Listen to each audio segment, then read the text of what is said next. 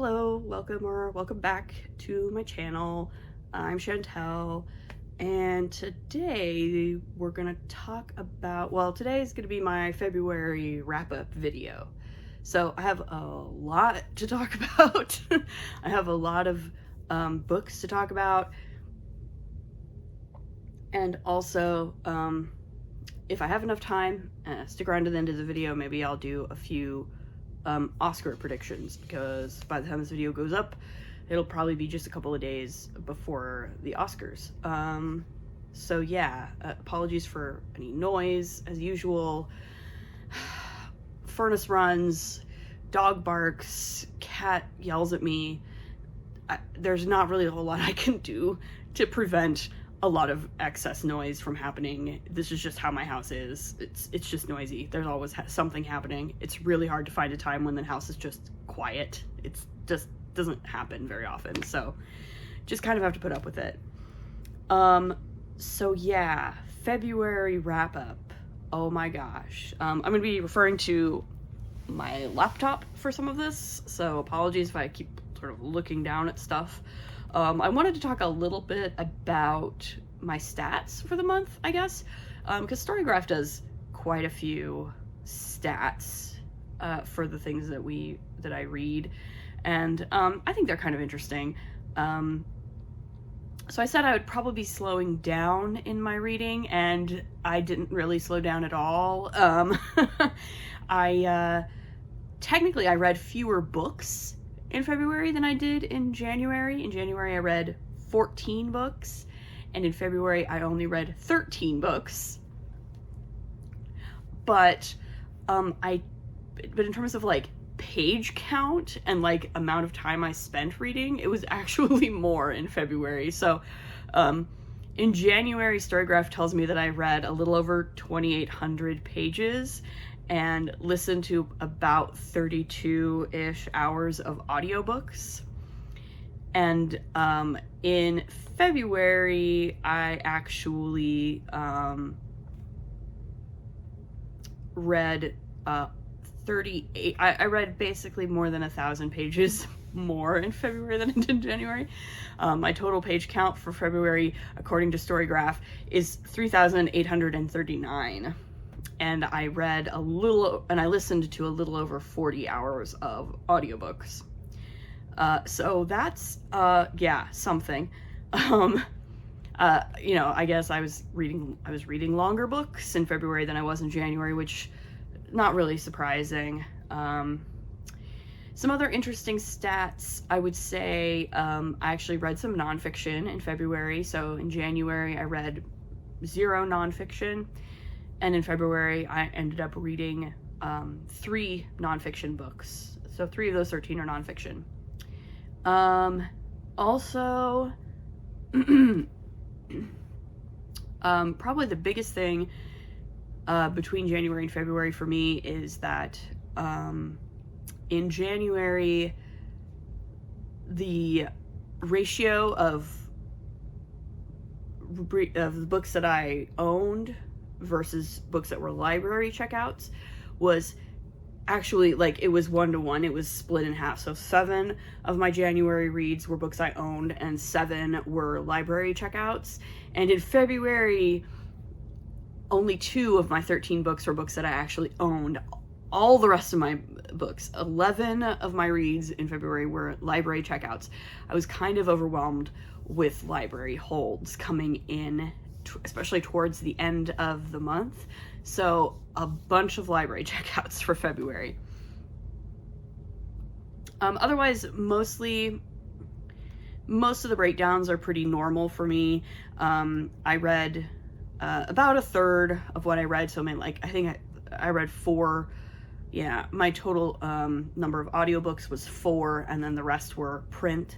I didn't read any ebooks in February. I will read an ebook once in a while, but generally I prefer to read in print, just because I like physical books, and also I spend so much time staring at screens, both for my job and for most of my other hobbies, that it's good for me to have something that is not a screen to look at once in a while. So but yeah, I mean, I think the reason why I'm reading so much lately is because I've been making a much more concerted effort to read every day. I'm on like a 70 plus day reading streak right now. Storygraph is telling me, let's see exactly how many days it's been.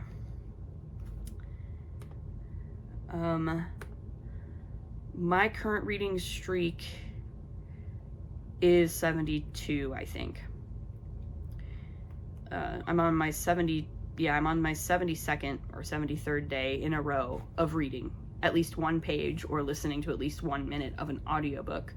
And it's one of those things where it's like, if I'm sitting down to read one chapter very quickly turns into 2 chapters, very quickly turns into 5 chapters, very quickly turns into an hour and a half to 2 hours of reading per day, which means that just means I'm getting through a lot more books. So that's cool. I'm fine with it. Like, it doesn't bother me either way, whether I'm reading a bazillion books in a month or whether I'm only reading a few. What matters to me is, the quality. And so with that said, let's talk about the books that I actually read this month.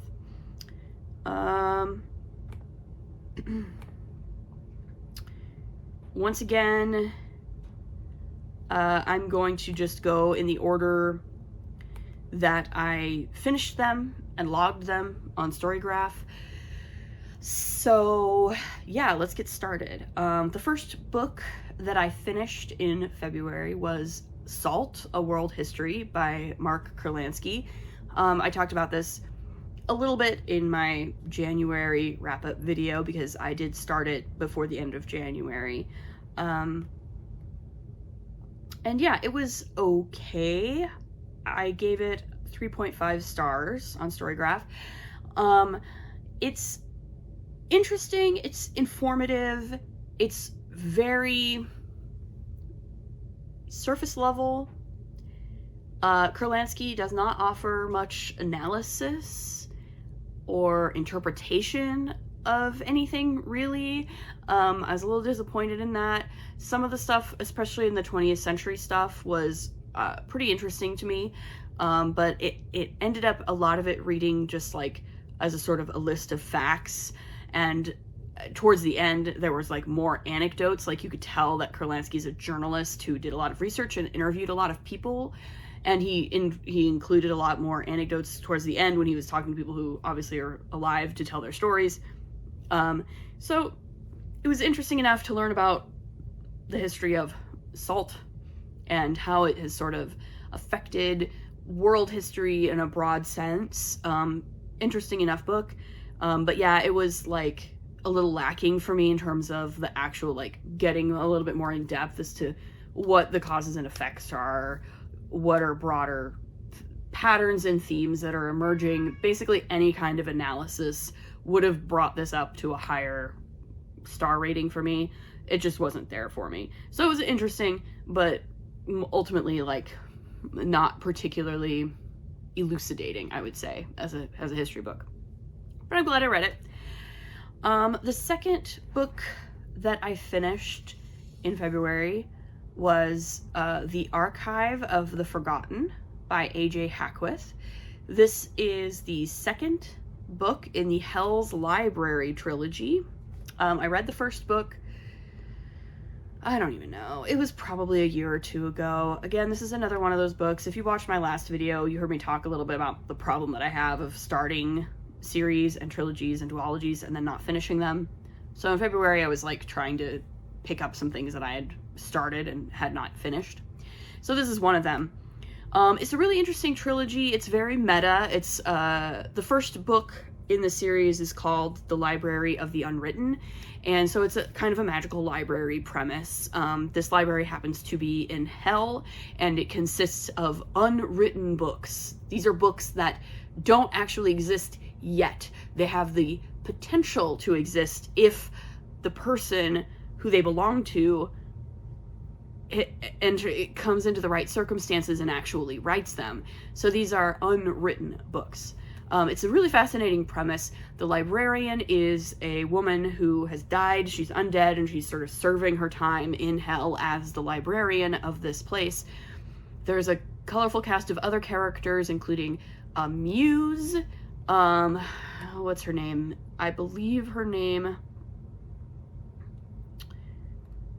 is... I don't remember her name, but she's really fun. She's a really fun character. It might be Verity. No, I'm sorry, I forget details. It's really good. It's really meta. There's a lot of stuff about stories.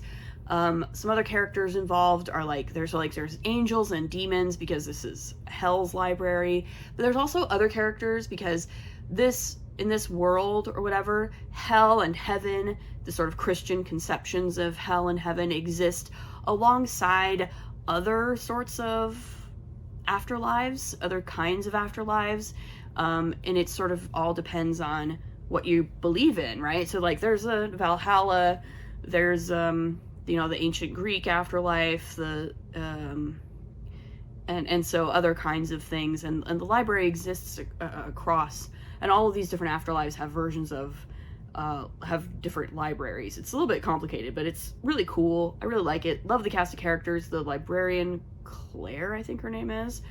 She's really flawed and imperfect. Obviously, or she wouldn't be in hell. She's kind of a fuck up. And yeah, the muse, her friend, the muse, is a really fun character. They're all deeply flawed people. There's an angel character. There's a character from one of the unwritten books who has escaped his book, and he is a character in this book. The character is a character. His name is Hero. I know it gets very, very meta, but I really liked it. I gave it 4 stars. The Archive of the Forgotten. I do have a quote. I have some quotes. Sometimes when I have interesting quotes in library books, I can't mark them up, so I just write them in this little notebook. And I love this quote. It really encapsulates how meta this book is. So it says, characters. Boss says, they're just characters when I press her about the damsel suite, as if characters are a justish thing to be. They're people. Essential, intense, emotional lives, scrubbed down and stripped away and honed to a cutting edge. That's how you fascinate a reader. Characters are more real than real. That's what fiction is. Why else do stories make them suffer or make them change? They're mirrors and foils. Every muse is taught that. We fall a little in love with every character we meet. Maybe the story of humanity is learning to be brave enough to be the character in their own story. So that's how meta this book is. It's really fun. And also the angel character, Ramiel, I picture him as basically Castiel from Supernatural, even though I've never watched Supernatural. Everything I know about Supernatural, I'll know from fandom osmosis, but I picture Ramiel as Castiel from Supernatural, and the character Hero, I picture as Dorian Pavis from Dragon Age, but blonde, because he's super sort of flamboyant and sort of seemingly outgoing, and I ship them really hard. The minute the first interaction they had in this book, I was like, oh, I ship this so much. I even texted it to my best friend. It was really funny. So yeah, that's The Archive of the Forgotten by A.J. Hackwith. I don't know if I said this already. I gave it 4 stars. And then the next book I finished was So Much Things to Say, The Oral History of Bob Marley by Roger Steffens. I was interested in this because the Bob Marley biopic came out this month. And also, one of the prompts for the Storygraph Genre Challenge this year was to read a memoir, autobiography, or biography about or by a musician. So I found this one. This is as it says, it's an oral history, so it's pretty much entirely made up of transcripts of interviews that Roger Steffens, the author, had with various people who knew Bob Marley, including his mom, his wife, bandmates, other various friends and collaborators and business partners and people that he worked with throughout his life. Over several decades, actually. Roger Steffens conducted many of these interviews, like, as far back as the 90s. It was interesting. I would say, I gave it 3.5 stars. I would say, if you just need, like, a straightforward narrative biography of Bob Marley, this is not it.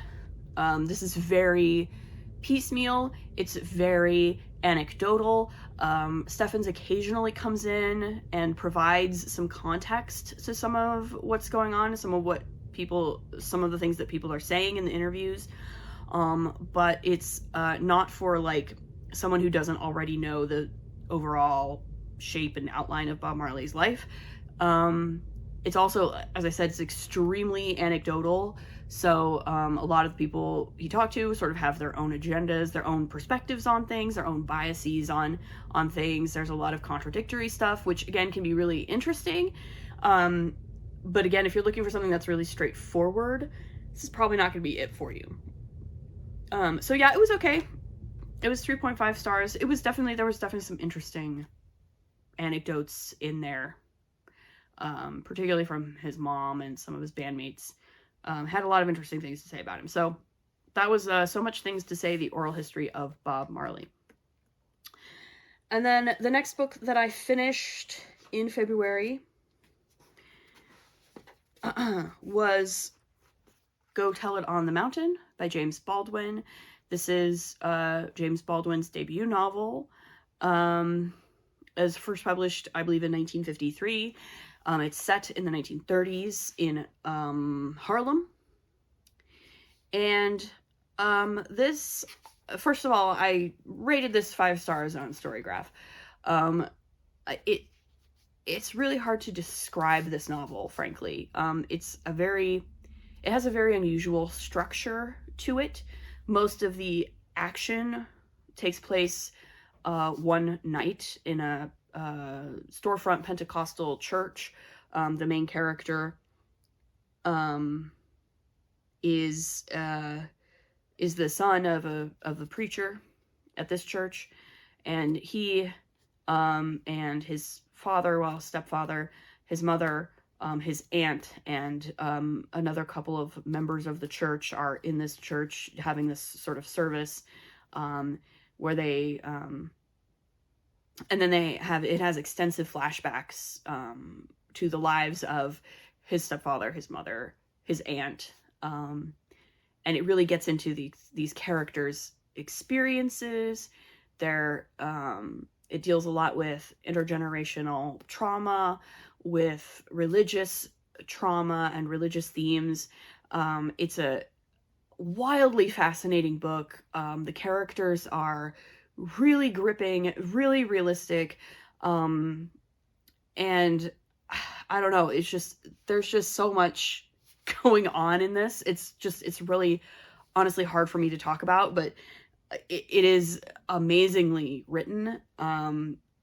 James Baldwin, like, I don't think I need to say that James Baldwin was a genius and an amazing writer, and I'm absolutely going to read a lot more of James Baldwin.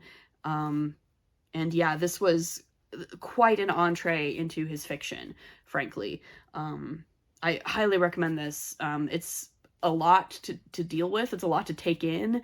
There's a lot going on. And I would say, as with a lot of books that deal with, like, really heavy themes, if you're concerned at all about trigger warnings, definitely look them up, because there's definitely a number of things in here that could be potentially very triggery, but it's, obviously it's well worth your time if it's something that you can deal with. So yeah, that's Go Tell It on the Mountain by James Baldwin. And the next book that I read was My Sweet Girl by Amanda Jayatissa.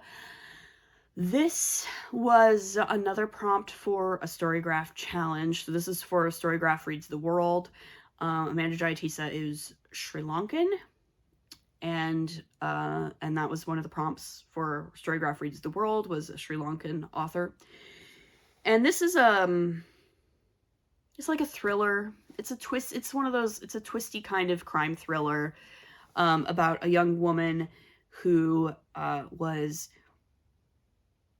adopted as a child from a Sri Lankan orphanage by white American parents. And she's grown up in America. And she has a dark secret. And then her Indian immigrant roommate discovers her dark secret, threatens to blackmail her with it, and then she finds him dead in her apartment. And then he disappears. His body disappears, and no one seems to believe her when she says that a murder has happened. So it's very sort of this paranoid thriller kind of thing where she has to figure out, you know, who killed her roommate. Does this person know her dark secret, whatever that dark secret is? And what else is going on in her life. And it's very twisty. It's very much in her head. It's a first-person narrative. I ended up rating it 3.5 stars. I had really mixed feelings about it. I am fully on board for a character who is really messed up, for a character who has serious mental health issues, which this character does. She does. She definitely does. She's deeply flawed. I really like all those things about about characters. I'm happy to you know, live in the heads of characters who are bad people who do bad things. That's fine with me, especially in a thriller. But I think, like, my big problem with this was that the main character really had zero empathy for anybody else for most of the book. There was just no empathy at all. No, not even an attempt at empathy with anybody else, really. I had a really hard time with that. It was very much, everything in her head was very me, I. And, like, on one hand, I can understand it. It's like, again, it's a paranoid psychological thriller where she is very much in her own head, and she also clearly has a lot of serious mental health issues that she's dealing with. And so, like, I kind of understand it, but also when the little old lady who babysat you as a child is like, oh, you should come over to my house and see me, you should probably not think about her in ways that are just really nasty and cruel. Like, there's no reason for it. Don't do it. I found it really off-putting. And I'm not sure how I felt about the ending. It was, again, a very twisty, plotty ending. I don't want to spoil too much of it, but I don't know. I think ultimately it just maybe wasn't quite for me, which is fine. That was, you know, it was a 3.5 star review. I liked it fine. I don't know if I'll read anything else from this author, but it was fine. And then the next book I read was Assassin's Apprentice by Robin Hobb. So, as I said in a previous video, I'm doing sort of the Fits Along that Leanne from Literary Diversions is hosting this year and the next couple of years, as a way to read the Realm of the Elderlings series. So this is the first book in that series and the first book of the Farseer trilogy. So, I freaking loved this book. This was really good. It is a full-throated 5 stars from me. I really, really, really liked the characters, right? This is a very character-driven series, as many people have said. This book is incredibly character-driven, and I am fascinated by a lot of the characters in here. Not just Fitz, who is, yes, a very interesting character in and of himself, but I also really loved Burrich. I thought he was a fascinating, flawed character, exactly the kind of character that I love. My cat has decided to grace us with her chatter. Chade is a really amazing, fascinating character. The Fool is so interesting. I cannot wait to learn more about the Fool. Even characters like Patience and Molly and Verity and Regal are just, like, this cast of characters is amazing. I can't wait to revisit them, frankly. I loved this book.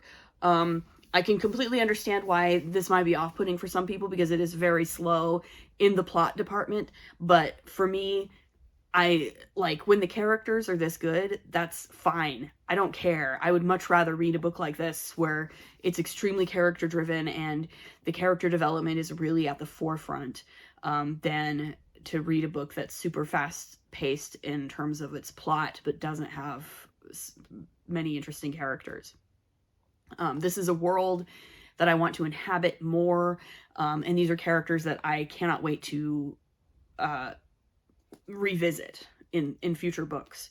So yeah, wholehearted endorsement from me for Assassin's Apprentice by Robin Hobb.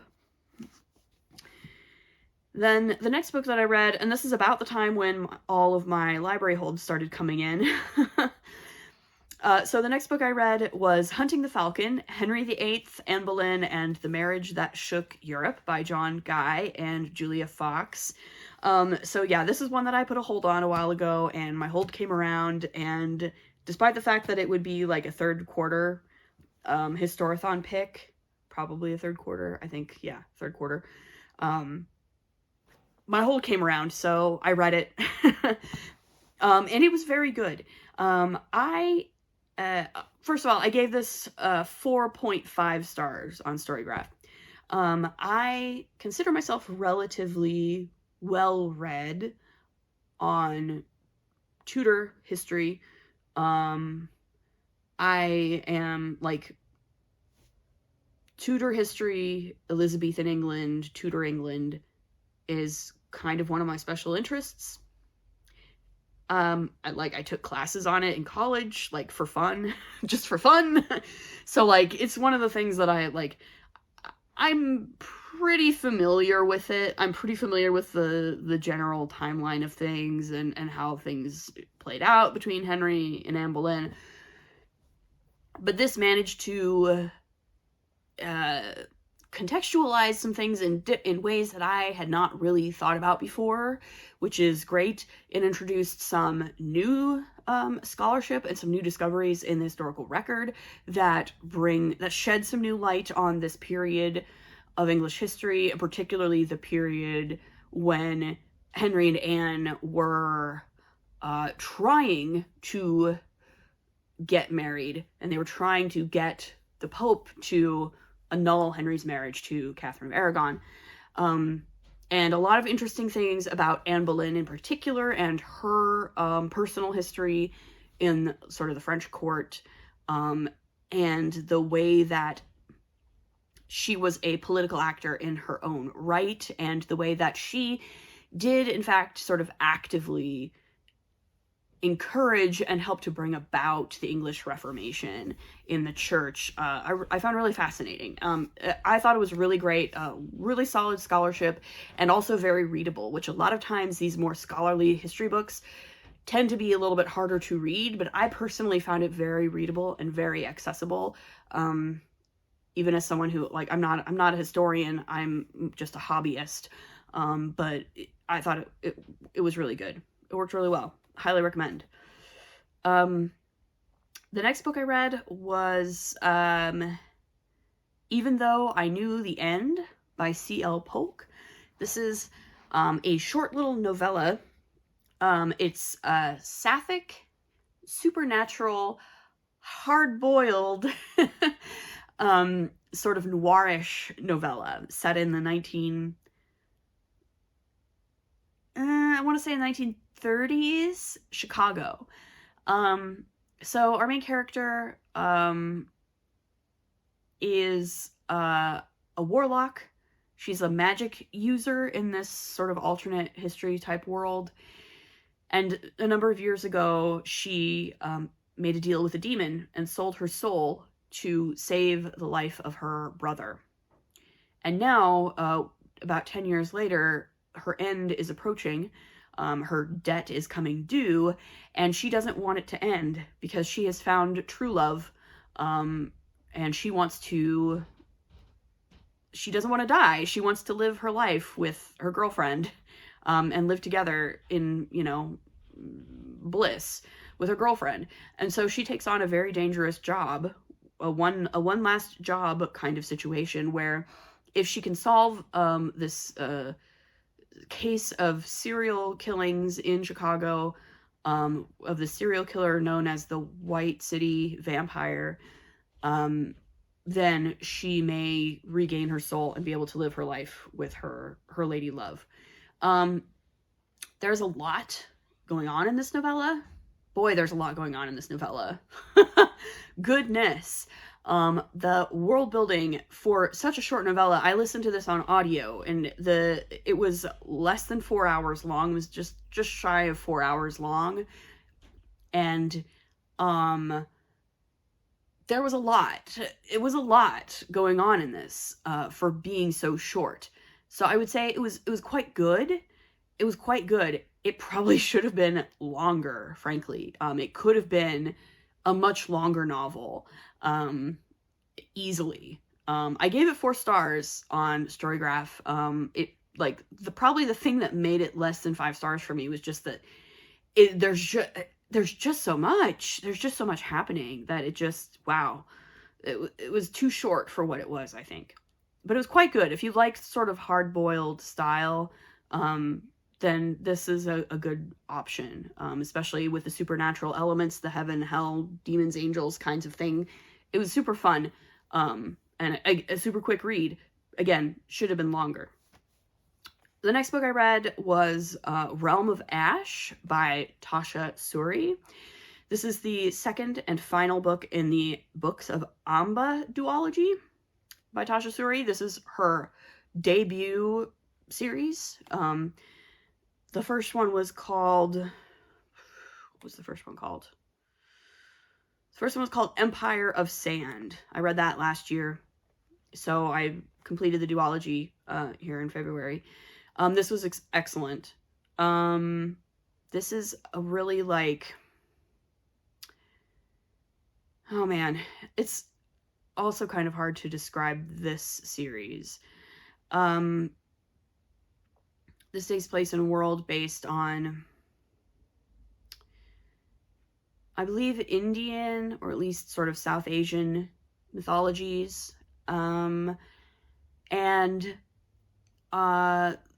Each of these books has a different main character, but they are sisters. So this pair of sisters, they were born, their mother was a member of like a tribe of people within this empire who have been oppressed and murdered, and the Empire's attempted to eliminate them, basically, and eliminate their culture. And so a lot of the interest in this, I think, comes from the contrast between the two sisters' perspectives. In the first book, the older sister, her perspective was very much one of, she knew their mother. Her mother had taught her a fair amount about their culture, and she was very, like, I sort of think of it as sort of the Arya-Sansa dichotomy of sisters, where the one sister is, like, extremely aware of all the injustices in their world, and she openly rebels against them, and she's very much, I'm gonna do my own thing, and I'm gonna fight against it. And the other sister is a little bit more, like, she doesn't fully understand. She's more sheltered. She's going to try to conform more with the mainstream viewpoint. And that's how it was in Realm of Ash. So in Realm of Ash, the main character is the younger sister, and she's grown up sort of in the mainstream of this empire, and she has tried to be a good member, a good citizen of the empire, and she is trying to serve the empire, and she's trying to fix the empire from sort of the inside, and so she pledges herself to the royal house, and she, there's my cat again, and so she's trying to help the empire by helping the royal family, and she goes on a journey whereby she starts to question if maybe should she be helping the empire, or is maybe the empire bad? And I found that really compelling. I thought it was really interesting.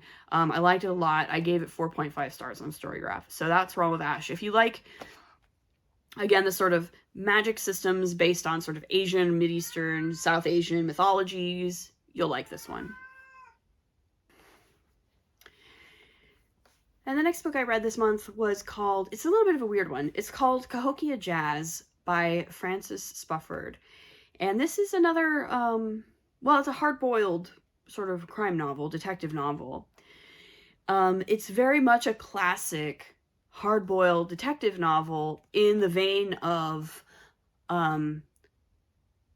like a Dashiell Hammett or a Raymond Chandler. It's set in the 1920s. The only thing that sort of really sets it apart from books like that is that it's an alt history book. So it's set in a city called Cahokia, which is on the Mississippi River, and it's set in an alternate version of the United States where indigenous people were not decimated by white settlers and by smallpox and other things. And so they have a lot more sort of political power in this alternate version of the US than they do in the real world. And so Cahokia is a city that's essentially, it's an indigenous city run by indigenous people. It's part of the United States, but they have their own sort of system. And it's a fascinating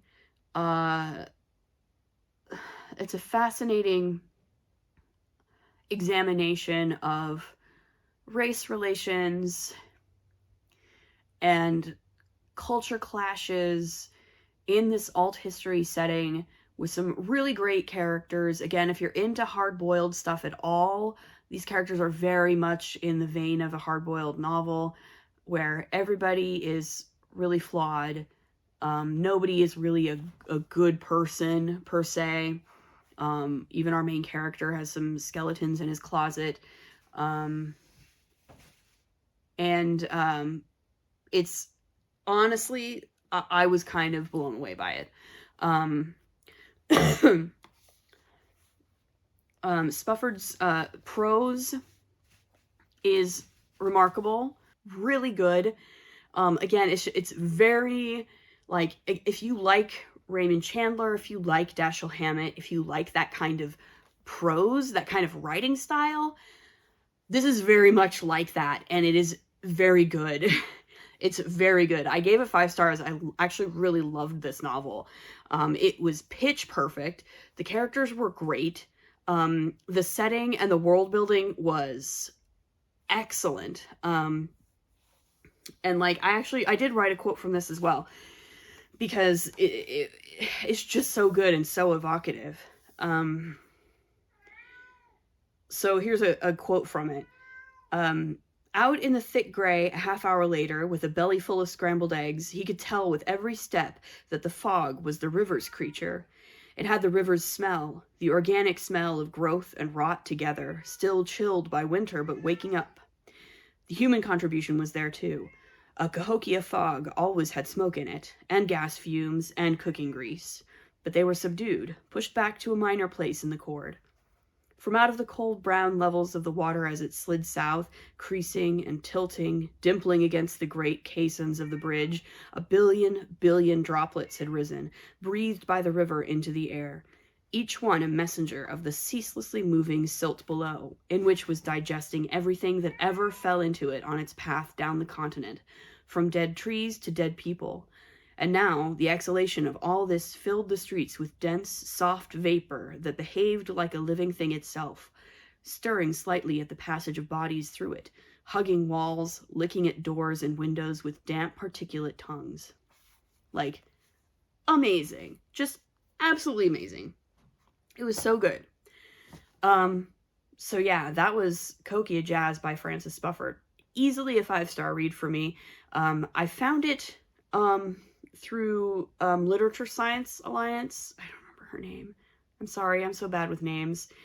But she did a video where she was going through the Locus long list, and this was on that list. And it sounded really interesting, and I'm super glad I picked it up. We're in the home stretch. The next book I read this month was a fun little debut. It's called The Antique Hunter's Guide to Murder, and it's by C.L. Miller. And I mostly grabbed this on a whim based on just the title. And it was fine. It's about a woman who's her former mentor in sort of antique dealing and antique hunting is murdered. And she has to sort of return to her hometown, and she teams up with her eccentric aunt to try and solve the murder of her former estranged mentor. And it's very enmeshed and involved in sort of the antique world. The author, C.L. Miller, is the daughter of like a person who was like big on Antiques Roadshow, and like is a publisher of like big like sort of antique collectible guides and stuff like that. So like she's very enmeshed in the world of antique collecting, antique dealing. So like that stuff in there is like really well done, obviously, because she knows the subject matter. The characters, the eccentric aunt was fun. Most of the other characters I was not particularly interested in. This is a debut novel. It's definitely like it was mid, I would say. There was some fun stuff in it, some fun banter. But mostly it felt kind of convoluted, and a lot of the characters felt really underbaked. I gave it a 3-star. So that was The Antique Hunter's Guide to Murder. And then I read The Bad Ones by Melissa Albert. This is a YA supernatural horror. And this is another one where I mostly picked it up based on the cover. The cover has a really cool and creepy angel on it, which, yeah, if you put a cool and creepy angel on your book cover, like, odds are pretty good that I'm gonna at least check it out, look into it a little bit. I'm always here for cool and creepy angel. Like, give me weeping angels from Doctor Who any day of the week. I love those things. So I picked this up basically pretty much based on that. The basic premise of this is that in this sort of Midwest suburb, 4 people disappear in one night, and the best friend of one of the people who disappeared is like a 17-year-old girl, and she feels compelled to try and figure out what happened to her friend and to the other people who disappeared. And it kind of spirals from there. I don't want to talk too much about it because I don't want to spoil anything, because it is an interesting premise, I think. I had fun with it. I rated it 4.5 stars on Storygraph. With the hindsight of a couple more weeks, I maybe would have only rated it 4 stars, but that's okay. I stick with my ratings in the moment, usually. But, you know, it was really fun. It was really convoluted in some ways, but I think it's a classic sort of, the people who disappeared all kind of have some skeletons in their closet. There's some dark things in the history of this town that sort of come to light in the course of the book. And things are generally not what they seem kind of situation. I liked the interlocking sort of relationships between the various characters at work and how it sort of came together towards the end. I thought it worked really well in terms of that. I would say the creepy factor is pretty low. Like, the creepiness was pretty top heavy on the creepy. Like, the first like quarter of the book was definitely the scariest part of the book. And then once things start coming together, it's like, okay, I can kind of see where this is going, and it's not really scary anymore. So there's that. But like the opening part of the book is pretty creepy, but then it kind of loses its creepiness as it goes along. So if you're looking for something that's like really scary, that's just really scary, this probably isn't that for you. But for a sort of vaguely creepy YA dark supernatural fantasy / horror-y thing, it worked pretty well for me. I liked it. It was fun. The writing was great. Yeah, it was fun. And then the final book that I finished in February is Immortality, a love story by Dana Schwartz.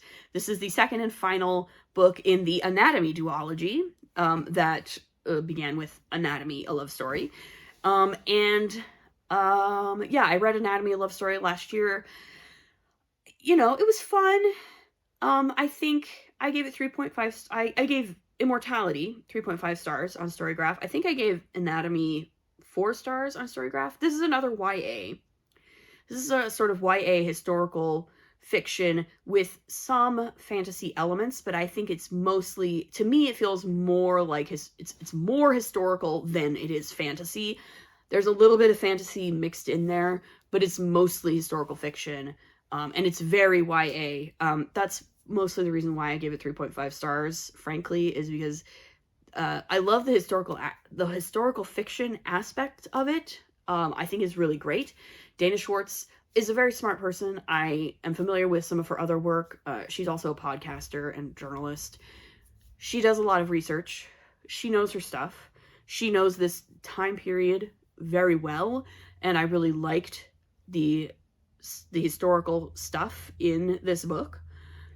I did not like the YA stuff as much. The YA romancy side of it was honestly kind of annoying at times and struck me as just not really jiving with the rest of the book as well. To me, it felt like the historical fiction aspect of it and the YA romantasy aspect of it never quite meshed well. And this is coming from someone who I generally like romance in my books, actually. Like, especially like in my fantasy books, I like a little romantic subplot. I think that's fun. You know, when it's good, it's good. I love it. I have no problem with it. But in this book, when it got to the romantic parts of it, I was more like, can we get back to the historical fiction parts of this? Because the romantic parts of this were not my thing, really. It didn't do it for me.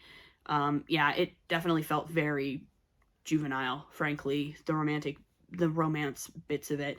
The historical fiction bits of it and the sort of reimagining of the historical period was really good. And so I gave it 3.5 stars. So that was my month in books. That was a lot. Hopefully this video won't be too wildly long. You know, I don't know that I have anything else really to say about these books. I think I had another really good reading month. I'm looking forward to seeing what other kinds of great books I read in March. All right, Oscar predictions. If anybody cares. Best Picture prediction is Oppenheimer. And this is not necessarily what I think is the best movie.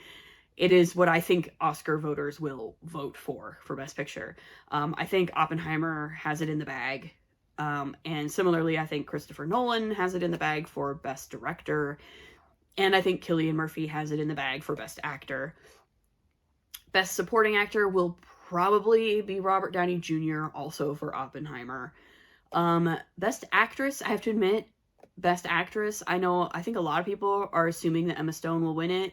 It wouldn't surprise me, but I'd really like Lily Gladstone to win Best Actress. And similarly, Best Supporting Actress, I would really like Divine Joy Robinson to win Best Supporting Actress.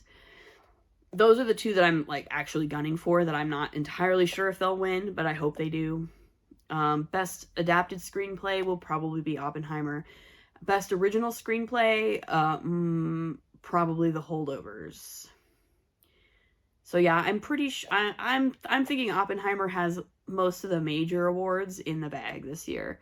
It's just, that seems to be the way the wind is blowing. I'm not super mad about it. I think Oppenheimer is a really good movie. I'm a Christopher Nolan fan and have been for a long time. And I, like many others, feel like this is probably Christopher Nolan's year to finally win Best Director. Though I thought he probably should have won for Dunkirk, frankly. So yeah, that's my Oscar predictions. If anybody cares. Otherwise, yeah, next week, I don't know, I might talk about some movies again. We'll see. We'll see how we go. But yeah, so what are you reading? What were your favorite reads of February? Have you read any of the books that I talked about in this video? How did you feel about them? Leave a comment below, as usual.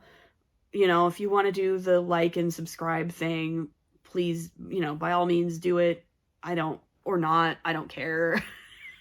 I don't like I don't like asking people to do that, but if you want to, by all means, feel free. And we'll see you next time. Bye.